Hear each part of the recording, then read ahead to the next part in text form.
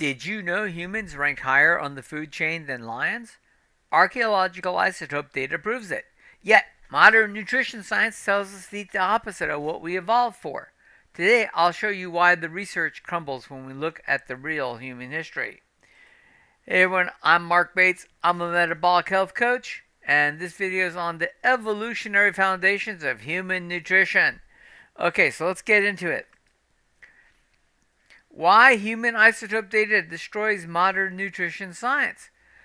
Archaeological isotope analysis reveals something that should fundamentally reshape how we think about human nutrition.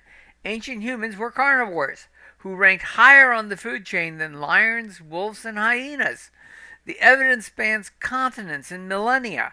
Neanderthals across Europe maintained nitrogen isotope ratios typical of apex predators for over 120,000 years. Yet modern dietary guidelines recommend the opposite of what this data suggests humans actually evolved eating. So let's look at the hypercarnivore evidence. Stable isotope measurements of fossil collagen tell an unambiguous story. Nitrogen-15 accumulates in tissues as you move up the food chain. Human remains consistently show levels that place our ancestors as specialized hunters of large prey. They preferentially consumed fatty animal parts like bone marrow and brains. Archaeological sites reveal sophisticated tool use for butchery and fat extraction. Cave paintings document this. Hunting focused across cultures, right? The human brain, energetically expensive and peaking in size around 100,000 years ago, evolved alongside this hypercarnivorous diet. Hunting provided a tenfold higher energetic return than plant foraging. Our anatomy reflects these adaptations. Highly acidic stomach pH levels match those of obligate carnivores, optimized for breaking down animal proteins and killing bone meat pathogens. There is a biochemical incompatibility.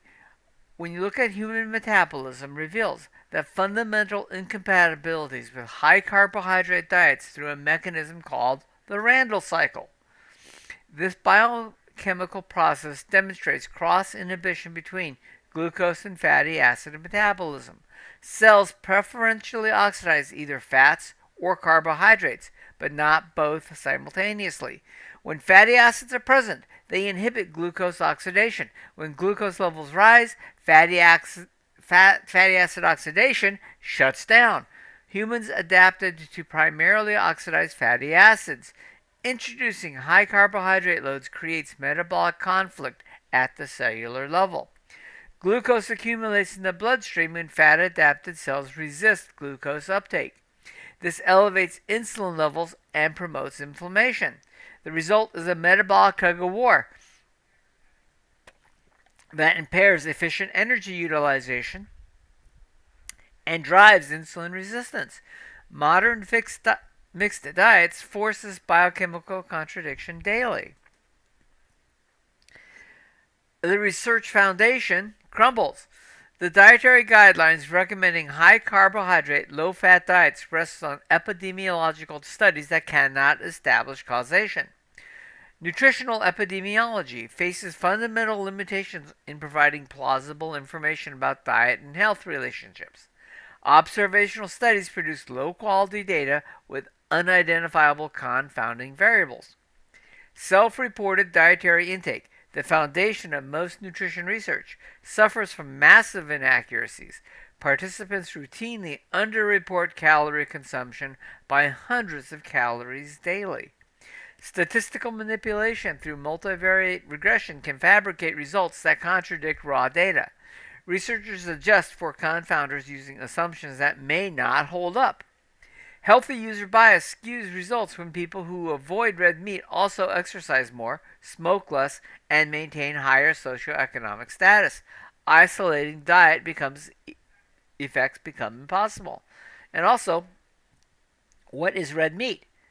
Many people would say eating a pizza is eating red meat because it has some meat on it. You gotta take those facts into consideration. Even randomized controlled trials in nutrition face insurmountable challenges. Dietary compliance remains poor, blinding blinding proves impossible, and study durations falls far short of chronic disease developmental timelines. I mean, it's really hard to get humans to do it right, especially if they're not bound up in a lab. So clinical impossibilities become possible.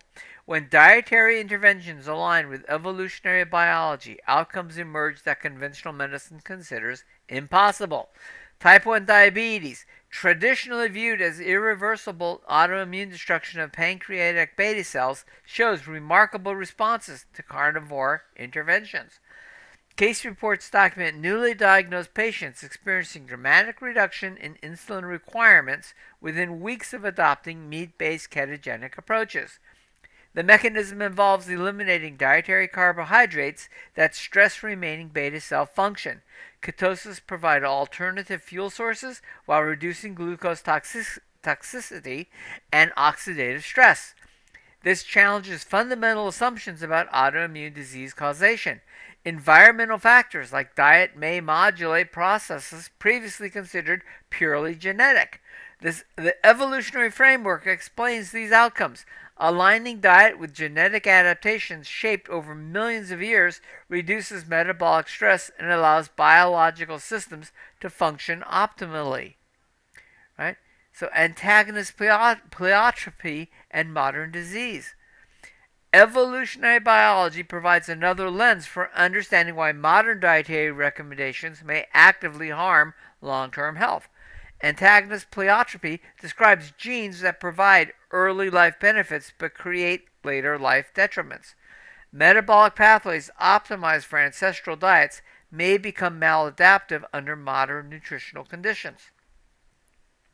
Traits that supported survival and reproduction on high-fat, low-carbohydrate diets may promote chronic diseases when exposed to processed foods and refined carbohydrates. This explains why dietary patterns appearing neutral short-term may increase chronic disease risk over decades. Right? The epidemiological studies miss these delayed effects due to inadequate follow-up periods. Right? Once again, most of the studies are very short-term. Current guidelines based on flawed research methodology ignore these evolutionary trade-offs.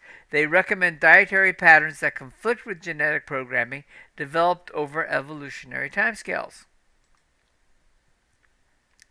So we have a paradigm shift. So how do we navigate it? The disconnect between evolutionary evidence and clinical practice creates challenges for individuals seeking optimal health.